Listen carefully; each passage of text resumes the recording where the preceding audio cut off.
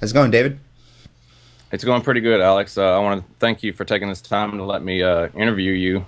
Um, I'm going to give the listeners just a brief background of who you are. Alex, you spoke at the Conversion Summit back in October, and you actually just recently released your e-commerce book, Boost Sales Online. And man, you're doing a lot of amazing things. And you're a conversion rate optimization specialist that I look up to. So, I wanted to interview you and get a feel of what it takes to be a conversion rate optimization specialist. So, the first question I have is how do you define conversion rate optimization? Yeah, well, conversion rate optimization. If you're not into internet marketing, conversion rate is specifically a metric that we track online. In e-commerce, it's clear what a conversion is. It's the actual sale when you actually buy a product, and the metric that we follow is the conversion rate. That's the amount of visitors divided by the number of conversions, the number of sales, and that's your conversion rate. So conversion rate optimization to me is the continuous improvement of your website to make more profit. And I say profit very specifically because we want to generate more money from the advertising dollars that companies are spending online. We want our clients to make more money. And that's what conversion rate optimization is all about. That's pretty awesome. So can you tell me how you got started, like way back when, before where you're at now? Can you just give us a brief history of how you got started and led you up to where you are now? Yeah, the internet, obviously it's something that we rely on every day now. But when I first got started in 2000, I started working for a .com, and the internet was new, and we had this new world of information, and it was very easy to put anything up online and make money. So I started working at a very popular diet and fitness website, and the first project that I was given was to create uh, an HTML newsletter that drove traffic to landing pages. We would sell advertising in our newsletter, and we were a top 10 advertiser for a diet and fitness website. And we created what was called a conversion funnel. So we drove traffic to our specific landing pages, and then we asked questions to specifically, male and female people, and then we would drill them down to get their free diet profile. This landing page conversion funnel process is really what has been the foundation of my whole entire career. So I've been optimizing landing pages, conversion funnels, emails, banner campaigns, advertising campaigns, specifically to make more profit, to increase conversion rates since 2000. And then in 2004, I created my own business, alexdesigns.com. And I was able to really niche down specifically because not many people were doing this when I first got started. The difference between me and most web designers, because I'm an artist. I grew up doing. I have a bachelor in studio of art, drawing, painting, sketching my whole entire life, and then I got introduced to technology. So I was given these HTML newsletters to create and these landing pages, and I would create them into Photoshop, and then I would give them to my developers, and they would take way too long to create the HTML. So I learned HTML and CSS myself, and then that would finish, and they would take way too long to actually do the web programming. So I learned a little bit of web development and web programming and Cold Fusion at the time. So I was able to create the actual tests that we were running, the A/B tests for these conversion rate optimization, design the actual test, create the HTML, and then actually implement the test on our live website, all through my specific team. And I was able to niche down and define myself as a landing page web designer. And I was number one for landing page web design in Google for 7 or 8 years. And that's really what built my career. I was able to get a ton of leads, a ton of projects, all revolving around landing pages. And that was all the way up until 2008, 2009. And then a Google update came around called Panda. This is a search engine optimization update that came out, and it actually changed all the search engine rankings and how they work. So my results immediately dropped. And I didn't really know this until 2011, 2012.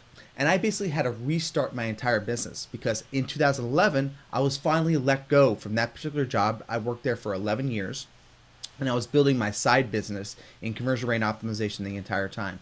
So in 2011, when I was finally let go, I was unemployed for about a half hour, my drive home, and I was able to start my own entrepreneurial journey doing conversion rate optimization and landing pages.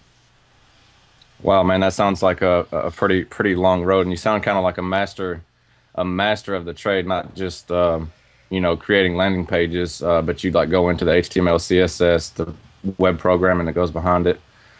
So if I wanted to get into that, someone knew that I know what technology is, but I really don't know about landing pages and HTML and CSS, and I'm not the guru you are. How would someone like me get started in conversion rate optimization?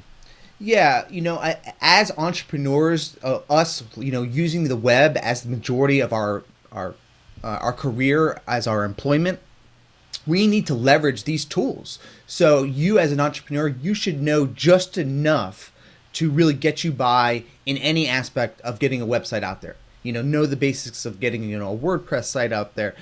So know a little bit of HTML. Know just enough marketing, and then you're able to kind of really get by. So in order to really figure out whatever your passion is, whether it's conversion, web marketing, you want to become an author, you really just need to focus and be very specific on what value that you're offering. So me, I'm a website designer. And for a long time, I sold website designs, landing pages, small websites. But website design has become commoditized. So I had to really change my entire business to not only sell website designs, but I had to niche down even further and become a landing page designer, become a conversion designer. And now, something new, I'm specifically an e-commerce focused conversion consultant. So I mostly only work with e-commerce sites and SaaS products. So I know specifically their problems, and I could take the exact same model from one client that I helped them improve their revenue, and I could take that exact same client and apply it to multiple other clients. So in order for you to become whatever you want to be, a conversion optimization expert, an SEO expert, a pay-per-click marketing expert, you want to continue to niche down as much as you possibly can, because that's when you know what problems that you're solving for your clients. I know my clients, they go into Google, they search for e-commerce conversion consultant or increase my e-commerce conversion rates. I want to be there for them when they type that into Google. I want to create specific blog posts, all revolving around solving that problem. I want to create tools. I want to create books. I want to create content. And that makes me niche down to be a specialist in internet marketing. That's awesome. I guess it does take, niching down, because if you try to, please everyone, you don't really please anyone. So I heard you mention something about, the model that you have for e-commerce, and you take it from client to client and, apply that same model. Can you go over, what that model might be, the process? Yeah, absolutely. It's a great question. This is something that I've really refined because really the trick to success online is as soon as you know what wins, you want to continue to repeat that process and have this feedback loop. How quickly can you test things and just iterate the exact same process, the exact same focus? That way you can double down on all your wins. And then you can do the exact same thing for multiple clients. So my process for conversion rate optimization is a 5-step process. The first process, and now this is not in my book, so I have to make sure I remember the exact order. Okay, so it's the discovery process, the hypothesis, the execution, the review, and the scaling process. So in the discovery process, this is the most important point. You want to do enough research to ensure that you know what exactly to test and to tweak on your site. The worst thing you can do is just change things randomly. With a website, it's built up of a website design, which is made up of HTML, which sits on your web server, and it's really just a bunch of code that you can move around and change different things. All you want to do is leverage your existing traffic patterns, your existing website, your existing code base to make more money. So we want to discover specifically where on your website to test and then what to test. And we do that in 2 different ways. quantitative and qualitative data. Quantitative being, numbers, Google Analytics, any kind of data that we can get in that way. And then we have qualitative. How can we get into the mind of the customer and understand exactly, what are their pains and pleasures? That way we can solve their specific problems. So each of those aspects, quantitative and qualitative, we use different tools. We're all still in the discovery process. We're all building our foundation for who our target audience is. Who are the different people who are actually visiting our website, and how can we identify with what questions that they're asking so we can make sure we answer those questions so they can buy our products. So this is how you do that. You use different tools. The first tool you use is usertesting.com. You watch people, your exact target audience, go through your site, your competitor sites, and different Google search queries. You're literally watching them point and click and tell you why or why not they do or do not convert. You can then take all that information and really aggregate it and start to see patterns of why people are having problems with your website. It's like watching people do live QA. QA is probably the easiest way to get the biggest quick wins during this qualitative research. We also use SurveyMonkey. We set up different surveys to collect feedback as much as possible for the customers to tell us what they like about the site and what they don't like. We also use in-page survey tools like Qualaroo, where if you're like on an e-commerce site and you're about to check out and you get confused, maybe you move your mouse up to the browser button, up to the back button, then a pop-up pops up and says, "What's making you not want to purchase today?" And the more questions that you ask your actual audience, the more you're going to get feedback in order to actually improve your site, improve your conversions. That's what we want to get people to do. We want to gather that feedback and iterate to improve our website. So now we have our qualitative data, and we have to gather all our quantitative data too. Google Analytics is the biggest collection of data for your website. More than likely you have it running. You want to use that data to actually figure out where on your website to test, and then specifically what to test. What are the top pages that are driving the most traffic, the most conversions, the most leads? Every website makes majority of their traffic patterns and their revenue in the same way, the 80-20 rule. You're making 80% of your revenue off of 20% of your inventory, or you're making 80% of your traffic off of 20% of your pages. You want to define what that 20% is. More than likely it's going to be a home page, maybe a landing page, category page, specific blog post page, maybe a page that got a bunch of press. You want to identify what that 20% is. Those are the pages that you're going to really start to test. Now we know exactly where to test, what to test, and who we're testing for. That's all just the first step in that discovery process. We're going to use all of that data to create our hypothesis, the second step. Create educated guesses for us to specifically test. Then we're going to prioritize those to where we figure out which ones have the biggest bang for the buck, the biggest opportunity for ROI with the least amount of effort. Then we actually move into the third step, actually execution, the ability to actually design, code, and actually execute these tests. We're doing A/B or multivariate tests, mostly just A/B, the ability to test your baseline, your control, versus an experiment, B. Not all tests win, but we always try to get the biggest bang for the buck with each test. And that's how we move into the fourth step, which is the review process. We want to ensure that each of these implementations that we make are profitable for long-term success. So we use a statistician or an analyst to ensure that the profitability of each test is certain. And then once we know which actually wins, we move into the last step, step 5, which is the ability to scale and grow. Once you know what wins on one test, you can then leverage that for your Facebook ads, your pay-per-click advertising, and so forth. So you want to, once you know what wins, you want to do more of that. So let's say, let me give you an example. So let's say you have an e-commerce site and you're going to buy some health supplements. I want to buy some omega oil. So you go to an e-commerce site, you add the omega oil to your shopping cart, and you want to figure out by testing a headline for that omega oil, which headline is going to make you more money. So now that is a hypothesis that we're making for a specific experiment. We learn through our test that one particular headline works a lot better than another headline.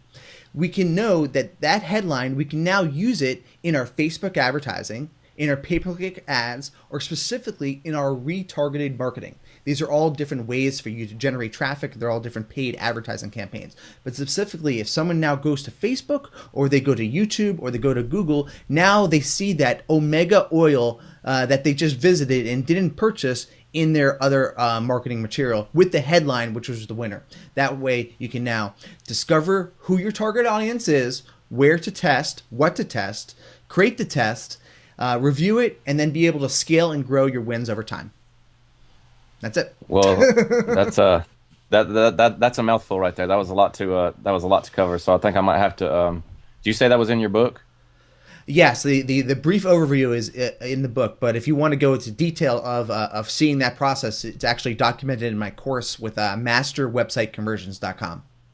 That's awesome. It sounds like you have to gather all the data, and the discovery process seems like takes a lot longer than all the other process. It seems like there's more work involved in the discovery process and getting prepared to do the test. And I think it was George Washington that says if I had 8 hours to cut down a tree, I would spend 6 hours sharpening my axe, which that makes a lot of sense and kind of goes with the conversion rate optimization process that you just told us about. So.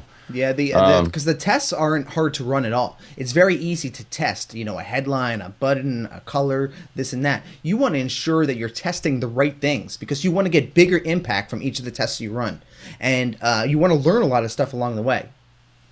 Because what a lot of sites do is that they just assume that they know what the customer wants. So then they just hire a web designer and say, here, I want you to redesign our website.